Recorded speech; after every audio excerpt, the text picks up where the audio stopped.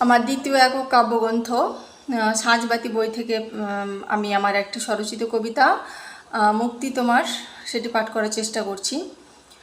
মুক্তি তোমার ওই নীল গগনে, মুক্তি তোমার ওই নদীর পাড়ে, মুক্তি তোমার ওই খোলা মাঠে সবুজ ক্ষেতের পরে, মুক্তি তোমায় দিচ্ছে ডাক ওই পাহাড়িয়া বনে, মুক্তি তোমার আলোর মাঝে মুখ লুকিয়ে থাকে, মুক্তির আশা থাকুক বেঁচে সদা তোমার প্রাণে, মুক্তি তোমার হবেই হবে অন্ধকার শেষে।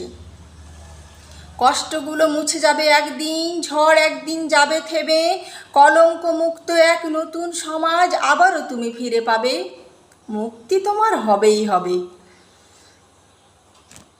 পৃথিবী আবার সেদিন তোমার জন্য হবে এক নিরাপদ আশ্রয়, নতুন করে আবার তুমি বাঁচবে, আবার তুমি হাসবে।